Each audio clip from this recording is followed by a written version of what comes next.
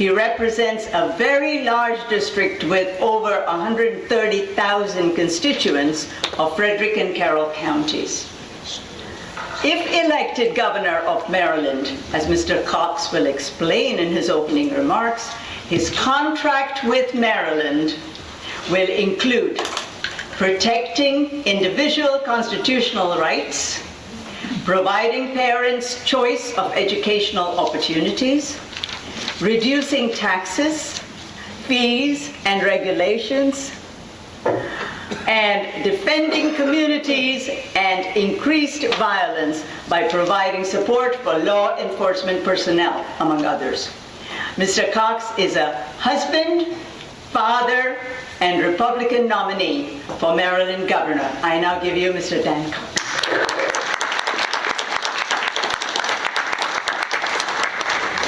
Well, thank you very much, and it's a distinct honor.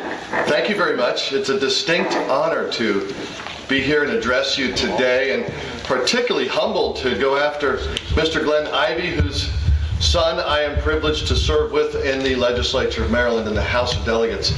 And I'm kind of in a position to tell you that I had not intended to be in this position just I guess over a year and a half ago. I was content to be a state delegate, content to work hard. But you know, things have changed, and we see that both our state and our nation are really calling out for everyday folks to step up, and so we felt that call, and by God's grace we're able to do it. My wife stood with me, and she's standing with me now, and so here we are running hard, and we were privileged to win very big, huge on election night in the primary, and we're running to win big on November 8th. And let me explain why I am here wanting to serve you. So just literally, I guess 2 days ago, I met with, actually it's a little more than 2 days ago, with Morgan State, and heard the serious requests of the young people there, to listen to them. That's why I was there, and to hear their concerns. And one of the things that we're facing is a lack of opportunities for those coming out of college, a lack of jobs, a lack of good paying jobs, and an affordable housing crisis. And I pledged, what my campaign has stood for is for the everyday Marylander. Every single person has a voice at the table. Then I come to an event at a church yesterday. Today is Monday, right? Things blur.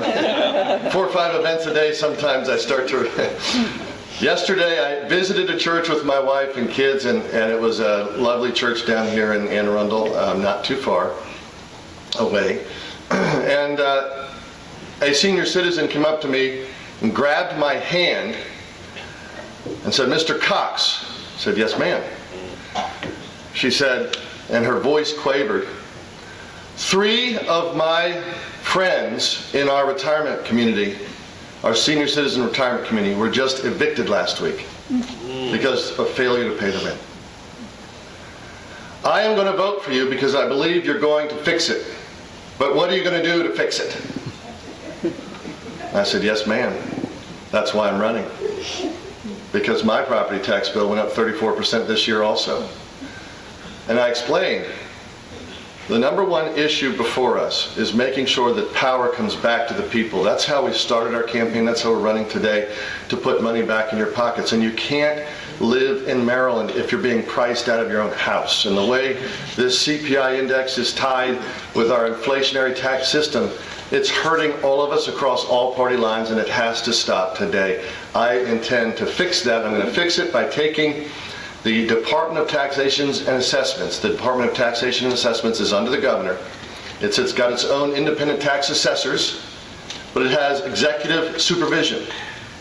We have to audit this process that says where the inflationary property tax valuation system comes in, and we got to say, no, let's get back to the constant dollar. Just take inflation out of that mix. We can do that, and we can encourage all of our counties to do the same, because we have to make sure that our young people and our senior citizens and all Maryland residents can stay here.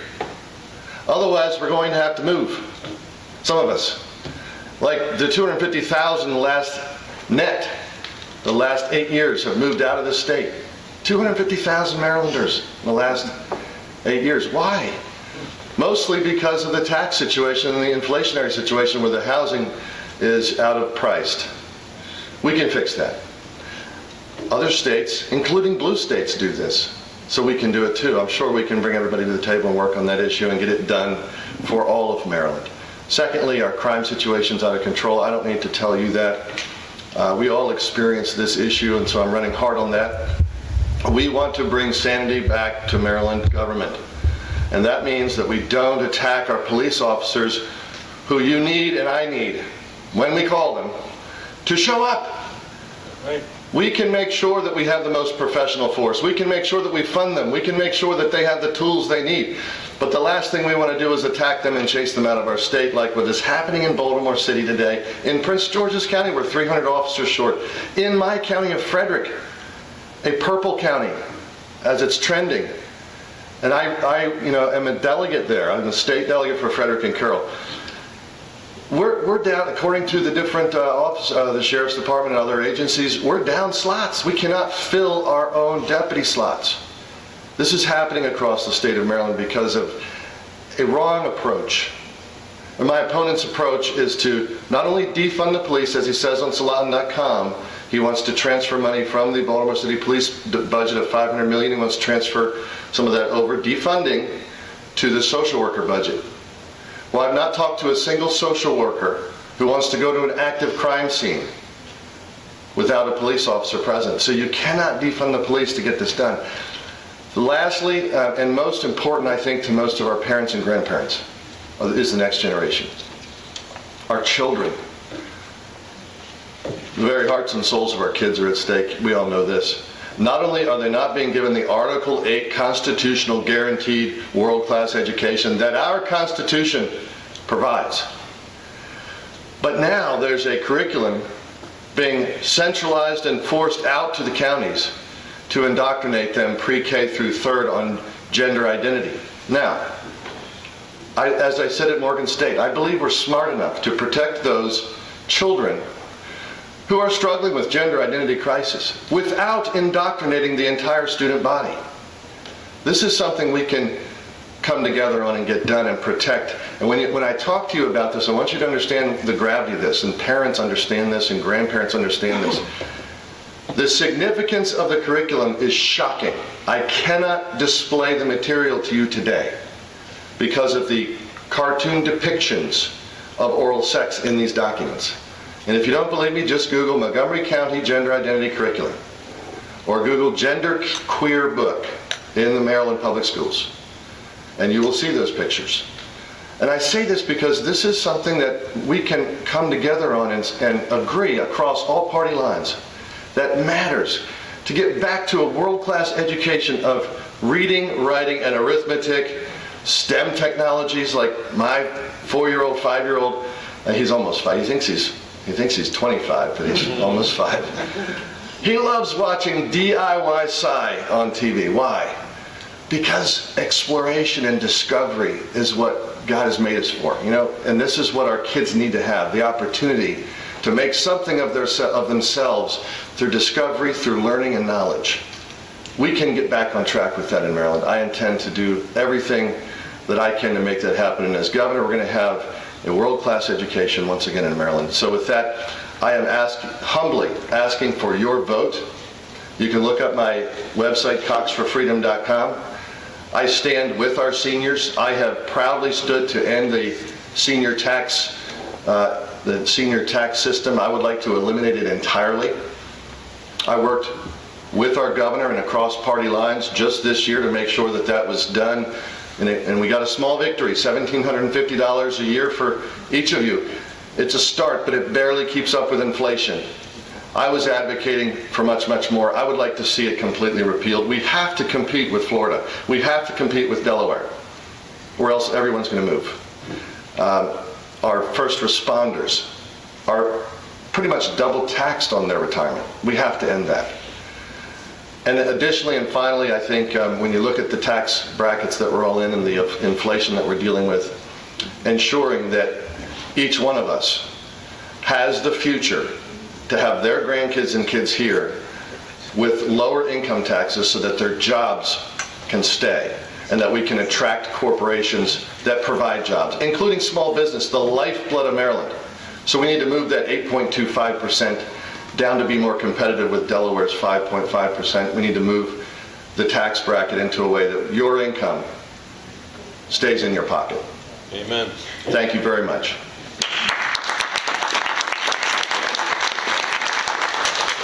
Mr. Cox, thank you. You're under time, so we appreciate that, and thank you for showing up today. I would do things a little differently because my group, the program director, is a group that reach out to get the speakers. So I want to thank Karen, who is my deputy, that has also reached out to the office. Also, another Karen, where are you, Karen? Right there. So thank you. And Patient, where are you? There you go. Thank you. So you have a wonderful staff. It was great interacting with your staff. With that, I will now move on to 7 questions that were vetted through a planning committee that we voted on about a week and a half ago. So you ready? Here's the first one. What will you do to improve the financing and quality of volunteer care insurance programs? Excellent question, and I think we have to get back to ensuring competition. Right now, there's not enough competition so that you can have programs that are easily affordable, and I would like to see the expanse of putting money back in your pockets from the government. Right now, we have $7.5 billion surplus in the Treasury. The governor said that looks at like about 4.5 fluid dollars there, and then after our rainy day fund, it looks like we're 2.5 to 3 billion dollars in excess this year, and they're projecting more, over 1 to 2 billion in excess each year for the next several years. I think we can get this done by making sure we have tax credits for seniors to cover these expenses, reduce the regulatory structure so that we can once again have competition across state lines in a better way, to have you have access to programs that people in other states have great programs for, and making sure primarily that you have the authority and decision making in this. If we switch to a centralized government model entirely that has bureaucrats making your healthcare decisions and your long-term care decisions, that isn't supporting your freedom. That isn't supporting the hard work that we put in, that you put in for years and years and years and labored for our government, only to have bureaucrats tell you how you're going to live your life. So I think we want to make sure that you have the greatest freedom possible in that regard. And in the context of, healthcare in general, I am in full support of making sure that we protect you from these astronomical prices and price gouging that happens with some of our medicines. And I have worked hard for that. I sponsored a cap on insulin.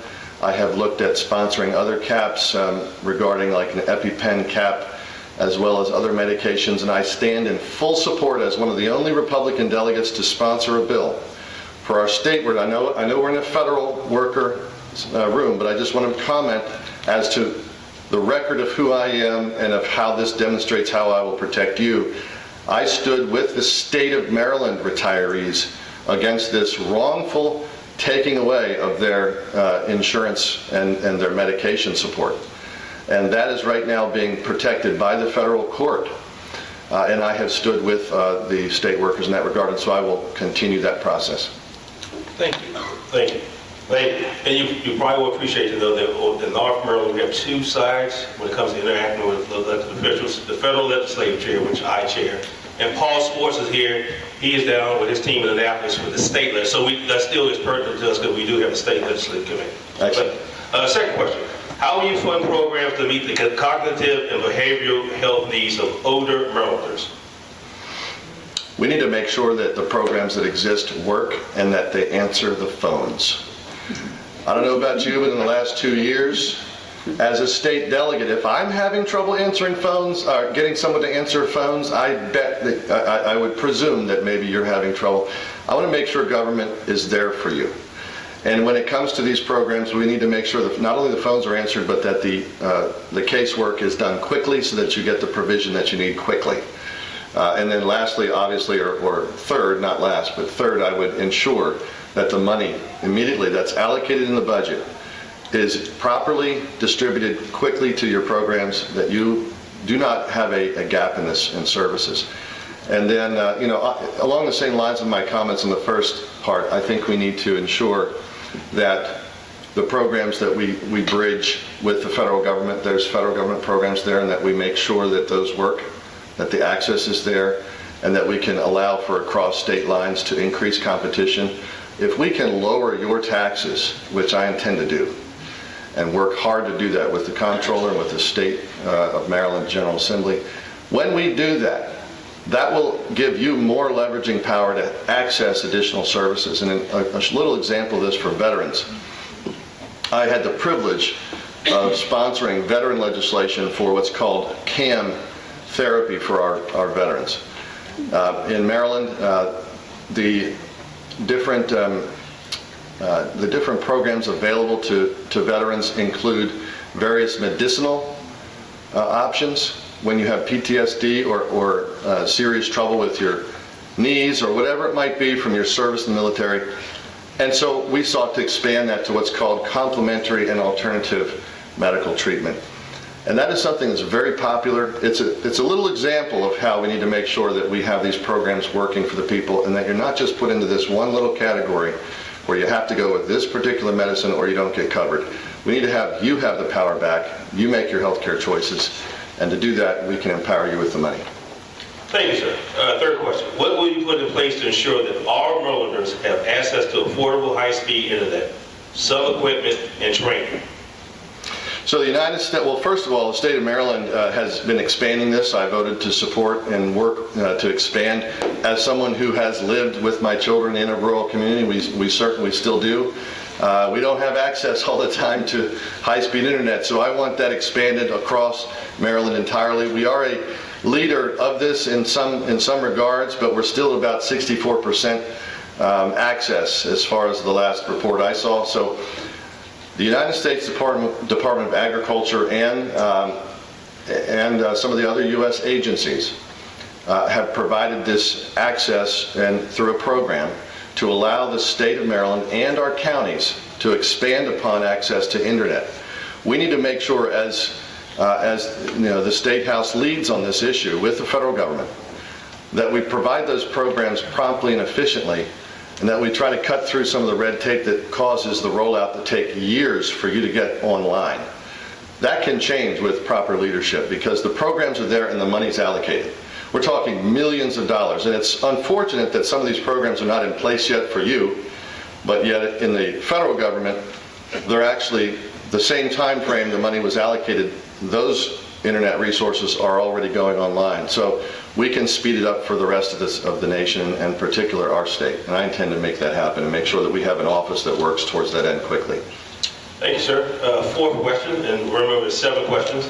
The fourth question is, Maryland gaming boosted over $1 billion this year already. Maryland schools and infrastructure are deplorable. I didn't write that, so. Will you ensure that these monies really go towards schools and infrastructure such as roads and bridges? Absolutely, yes. When I was in Baltimore City, West Baltimore, playing basketball with some young men, and I asked them what are some of their needs, and you know, he looked at me and he said, do you see around here on the street? I mean, I could look across the street and look through the house. The money was not reaching the streets.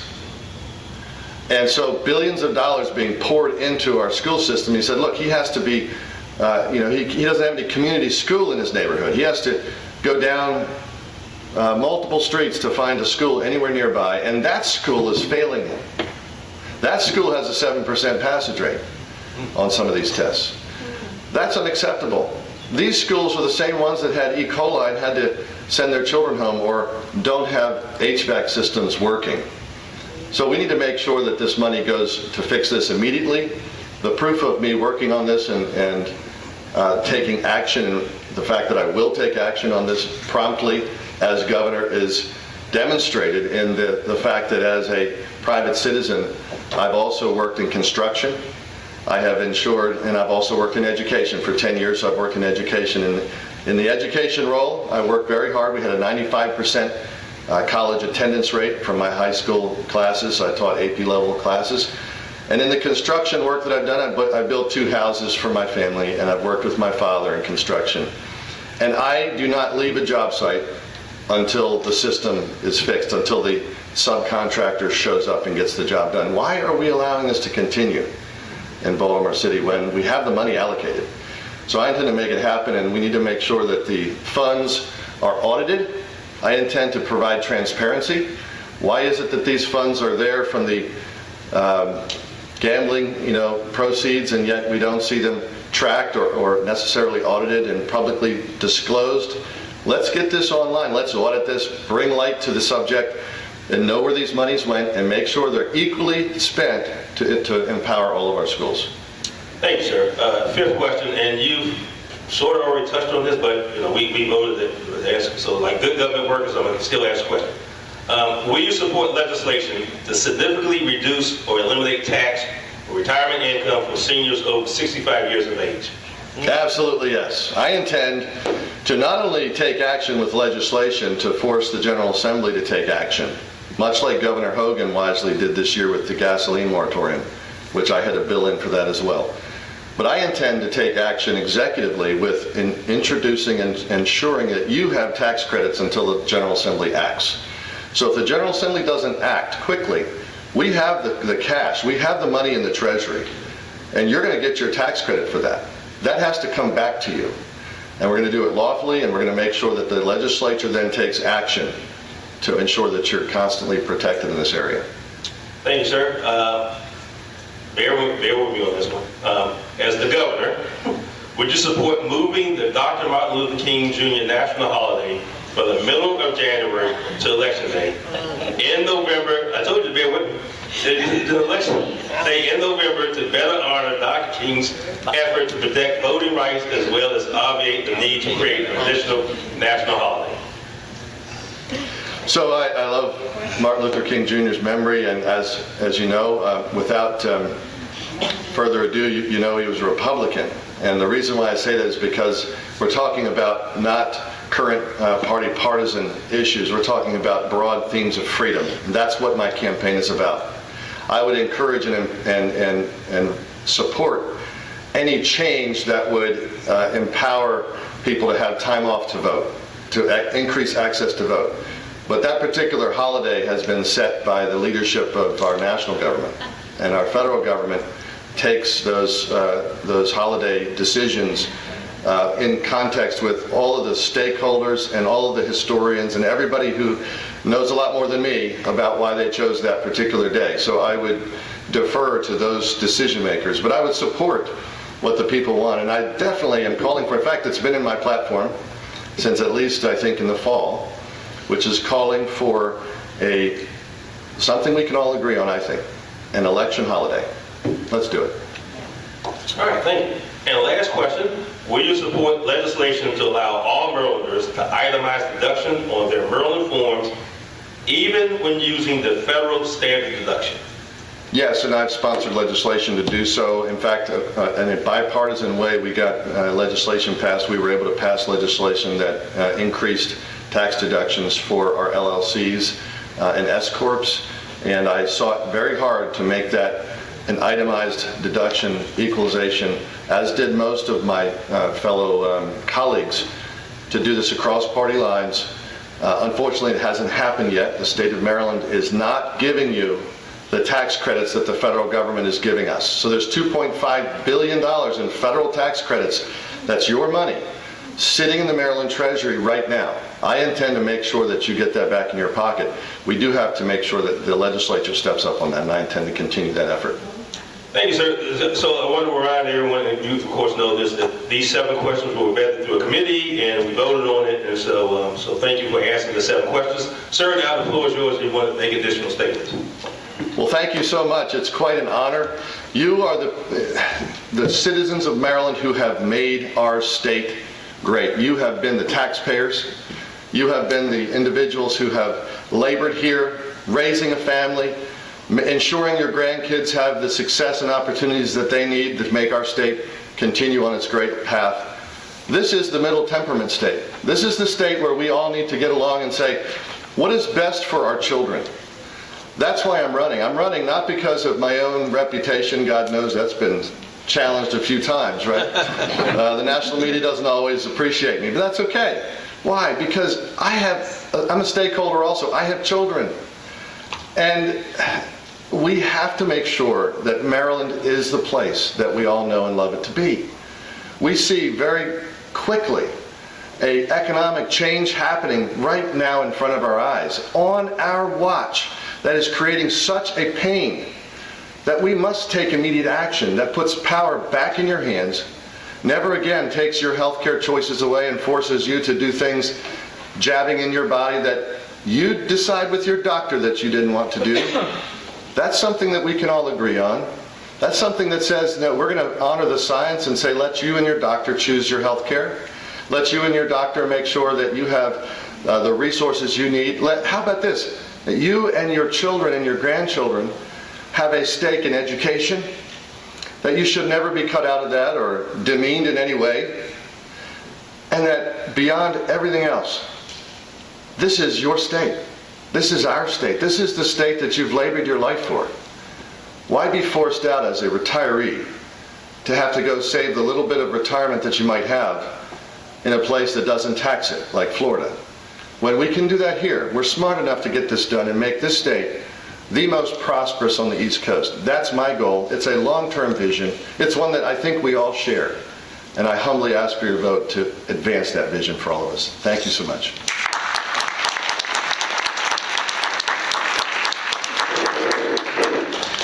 Mr. Cox, we also want you to know that we are totally nonpartisan. And, personally, I mean, my mentor and my dear friend still is Elizabeth Dole. So you couldn't get more bipartisan, nonpartisan than that. But therefore, we want to award you the NARFE commemorative coin, and this is to show you how much we respect and enjoyed having you here. Thank you so much. Can I give you a hug? Thank you. God bless you all.